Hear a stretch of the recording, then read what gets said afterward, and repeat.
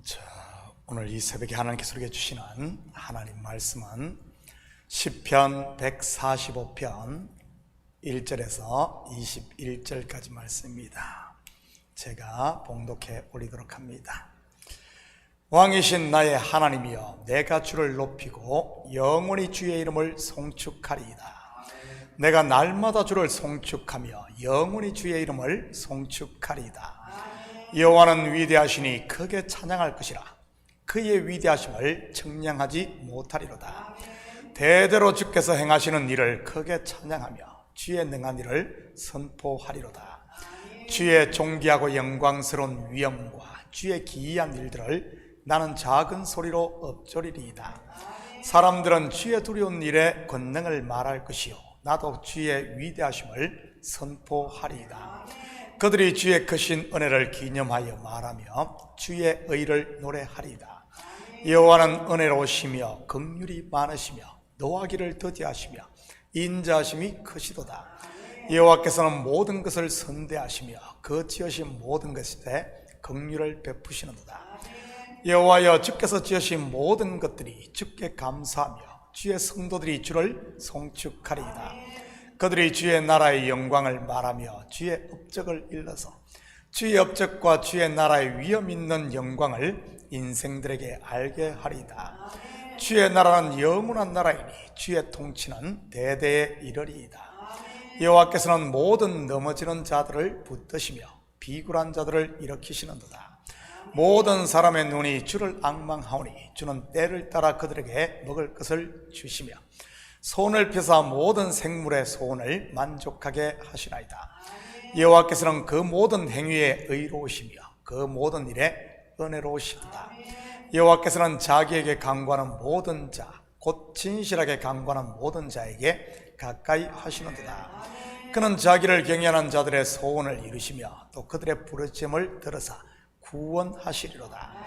여호와께서 자기를 사랑하는 자들은 다 보호하시고 악인들은 다 멸하시리로다. 내 입이 여호와의 영예를 말하며 모든 육체가 그의 거룩하신 이름을 영원히 송축할지로다. 아멘. 좋은 아침입니다. 우리는 지금까지 시편 138편부터 시작된 다윗의 시를 공부했습니다.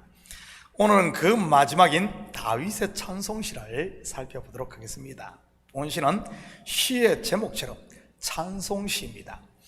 찬송의 진면목을 보여준다고는 할까요? 여러분, 찬송에서 가장 중요한 것이 무엇이겠습니까? 바로 찬송 받으실 하나님께 모든 것이 집중되어야 하는 것입니다. 다시 말해 하나님만이 영광을 받으셔야 한다는 말이지. 1절입니다. 왕이신 나의 하나님이여, 내가 주를 높이고 영원히 주의 이름을 송축하리이다. 다윗이 누구입니까? 이스라엘의 왕입니다. 그것도 왕 중에 왕 말이지요.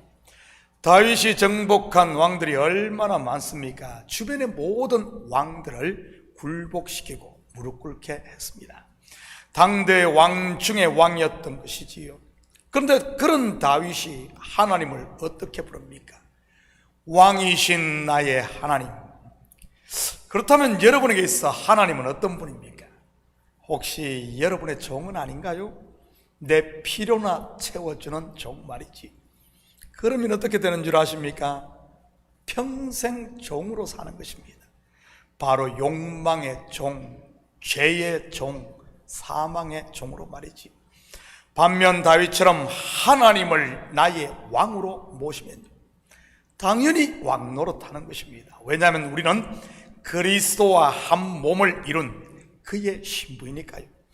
그래서 요한계시록을 기록한 사도 요한은 이런 성도들을 그리스도와 더불어 세세토록 왕노릇한다고 한 것 아니겠어요? 저는 우리 식구들이 그리스도를 나의 왕으로 모시고 그 앞에 순종하고 종이 아닌 왕으로 살 수 있기를 축복합니다. 다윗은 지금 왕이신 하나님을 높이고 송축하고 있습니다. 그것도 영원히 말이지. 다윗의 표현이 과장된 것처럼 보입니까? 영원이라고 하니 말이지. 절대 그렇지 않습니다. 묵시 속에서 완성된 성도들의 모습을 보여주는 요한계시록에 보면 구원받은 성도들이 천상에서 하는 것이 무엇입니까? 바로 하나님을 찬송하는 일입니다. 그것도 영원히 말이지요. 2절입니다. 내가 날마다 주를 송축하며 영원히 주의 이름을 송축하리이다. 여러분, 영원히 찬양할 수 있는 비결이 무엇인 줄 아십니까? 바로 날마다입니다. 그런데 우리 한국 사람들의 기질은 어떻습니까? 뭐든지 한 방 아닙니까? 기도를 해도 한 방에 응답을 바라고, 게임을 해도 한 방을 바라고, 사업을 해도 한 방을 기대하는 것 말입니다. 기억하시기 바랍니다. 한 방에 성공한 사람 반드시 한 방에 망한다는 사실 말이지. 성경의 원리가 무엇인 줄 아십니까? 바로 스텝 바이 스텝입니다. 하나님이 한 방에 겁나와라 뚝딱 하면서 천지를 창조하시던가요? 아닙니다. 스텝 바이 스텝, 데이 바이 데이입니다. 하루가 모여 7일 곧 안식일이 되고, 안식일이 7번 모여 안식년이 되며, 안식년이 7번 모여 희년이 되고 말이지.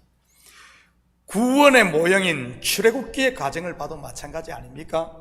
애굽에 내린 재앙 또는 심판 한 방이던가요? 아닙니다. 몇 번의 심판을 합니까? 10번. 출애굽을 하고는요, 총알 택시 타고 가나안에 들어가던가요? 아닙니다. 스텝 바이 스텝 40년입니다. 이것은 우리의 신앙도 마찬가지입니다. 기도 많이 한다고, 성경 많이 읽는다고, 설교 온종일 듣는다고 우리의 믿음이 하루아침에 쑥 자라지는 않습니다.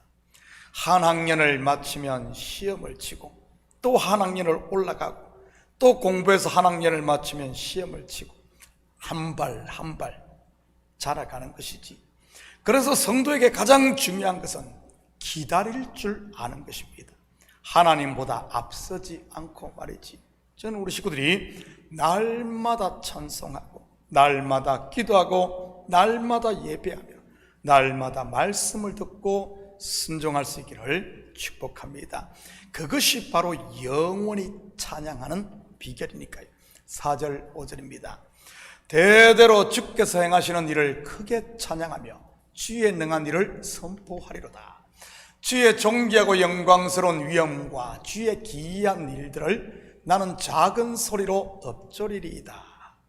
여기에 보면 두 가지 찬양의 방법이 있음을 보게 됩니다. 하나는 크게 찬양하며 선포하는 것이고, 두 번째는 작은 소리로 읊조리는 것입니다. 요즘 성도들을 보면은 전자, 곧 크게 선포하는 찬양은 잘하는 것 같습니다. 정말 하나님께 하는지 스스로 도취되어 하는지는 알 수 없지만 말이지.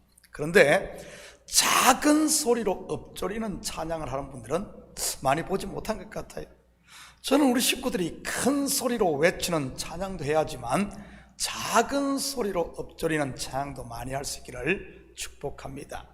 제가 예수 믿은 지가 벌써 36년이 되었는데, 지금까지 들은 찬양 중 가장 저를 감동시키고 은혜스러웠던 찬양이 무엇인 줄 아십니까? 찬양 곡을 말하는 것이 아니라 찬양을 하는 사람 말이지.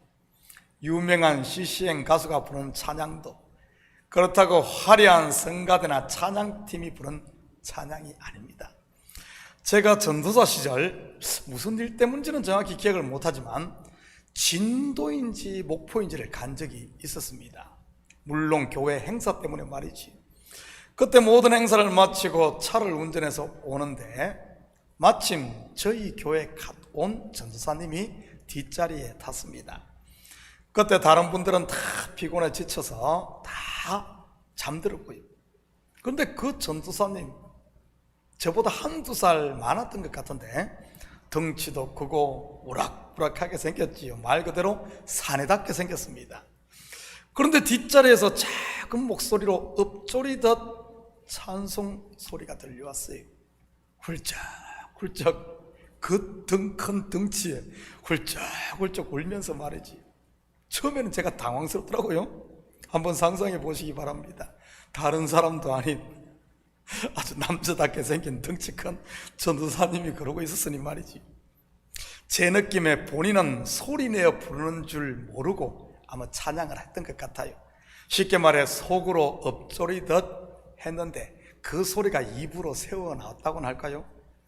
그 찬양은 제 마음까지 감동케 하며 제 마음을 움직였습니다. 그 전도사님 교회에 몇 개월 계시지 않아 이름도 얼굴도 잘 기억나지 않지만 그 찬양 소리는 지금도 제 마음 한구석에 남아 있습니다.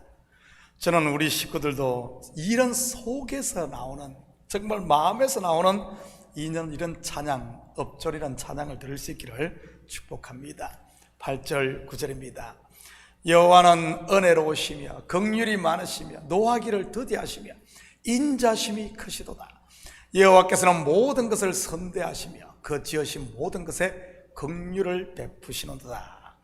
이것을 한 단어로 하면 하나님의 헤세드, 곧 인자인 것입니다. 이 헤세드가 죄와 사망 가운데 있는 저와 여러분을 구원한 것이고요, 일명 그분의 사랑 말이지요. 지난 새벽에도 말씀드렸듯이 하나님의 공의, 즉 심판을 빗겨갈 인생은 없으니까요. 왜냐하면 죄 가운데 태어난 인생 그 자체가 죄 덩어리 아담인데 어떻게 스스로 의로워질 수 있겠습니까? 털면 털수록 먼지만 나온단 말이지. 그래서 하나님께서 어떻게 하셨습니까? 그 죄를, 인생들의 죄를 자기가 짊어지신 것입니다. 그냥 덥석 안아버린 것이지. 돌아온 탕자 비유의 아버지처럼 말입니다. 아버지가 그 아들을 안지 않았다면 어떻게 되었겠습니까? 불효자식, 동네 사람들에게 돌 맞아 죽는 것입니다. 그것이 당시 율법, 곧 법이었으니까요. 그런데 그 율법을 이기게 한 힘이 무엇입니까? 바로 아버지의 사랑, 헤세드였던 것입니다. 저는 우리 식구들이 이 하나님의 사랑을 이제는 받았으면 이제는 그 사랑을 작게나마 여러분 삶의 현장에서 실천할 수 있기를 축복합니다. 14절입니다. 여호와께서는 모든 넘어지는 자들을 붙드시며 비굴한 자들을 일으키시는도다. 여기서 비굴한 자라는 말은 우리가 생각하는 그런 비굴한 그런 것을 말하는 게 아닙니다. 땅에 엎드러진 자라는 말로 죄를 자복하고 엎드린 사람을 말하는 것입니다. 다시 말해 자기가 죄인임을 아는 사람 말이지. 여러분, 하나님이 들어 쓰시기에 가장 합당한 사람이 누구인 줄 아십니까? 자기가 넘어져 있으면서도 넘어진 줄을 모르고 죄를 짓고도 죄인 줄 모르는 사람일까요? 아닙니다. 바로 자기가 죄인임을 아는 자, 나에게는 소망이 없음을 아는 자, 그런 사람입니다. 대표적인 성경에서 보면, 그런데 자기가 죄인이면서도 죄인인 줄을 모르는 사람, 자기가 쓰러지고 넘어져 있으면서도 넘어진 줄을 모르는 사람, 어떻게 되겠습니까? 여러분, 이런 사람들의 대표적인 모습이 바리새인과 서기관들 속에서 발견할 수 있고요, 율법주의의 틀에 갇혀 스스로 의인인 줄 착각하고 있는 사람들 말입니다. 왜 예수님 당시에 바리새인들과 서기관들의 이야기가 많이 나오는 것이겠습니까? 바로 신앙생활을 오래 하다 보면 우리도 그렇게 될 수 있음을 경고하는 것 아니겠어요? 성령으로 시작을 했다가 율법으로 돌아가는 것 말이지. 여러분 기억하시기 바랍니다. 하나님이 일으키는 사람은 자기의 죄를 자복하고 엎드린 사람이라는 사실을 말이지. 17절 18절입니다. 여호와께서는 그 모든 행위에 의로우시며 그 모든 일에 은혜로우시도다. 여호와께서는 자기에게 간구하는 모든 자, 곧 진실하게 간구하는 모든 자에게 가까이 하시는도다. 이러한 하나님의 헤세드, 사랑과 은혜가 누구에게 임합니까? 바로 진실하게 간구하는 자인 것입니다. 여기서 진실하게라는 말은 이 모습 이대로 자기의 아담됨을, 곧 죄인임을 고백한다는 말이고요, 말로만이 아닌 행동으로 말이지요. 그 행동이 뭡니까? 바로 모든 것을 내려놓고 엎드리는 것입니다. 오직 하나님께 소망을 두는 것 말이지요. 복음서에 예수님께 나온 각종 병자들, 창기들, 그리고 세리들이 이들인 것이고요, 진실하게 간구하는 자 말입니다. 그런 그들을 예수님께서 어떻게 하시는가요? 품어주고 가까이 하지 않던가요? 유대인이라면 근처에 가기도 싫어했던 여리고의 세리장 삭개오, 진실하게 간구하지 어떻게 합니까? 그 집에 들어가 먹고 마십니다. 가까이 하신 것이지. 7 귀신 들렸던 막달라 마리아도 마찬가지인 것이고요.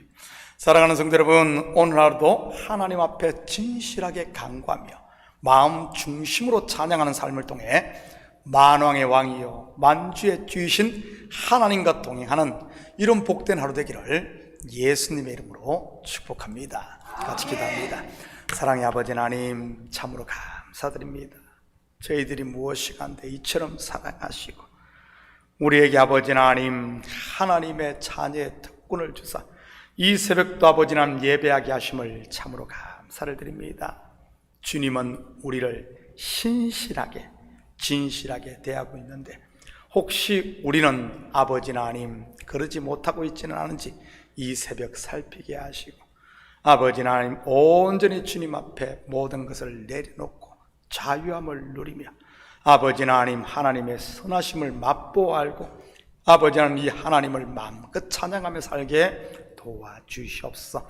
감사드리며 예수님의 이름으로 기도드립니다. 아멘.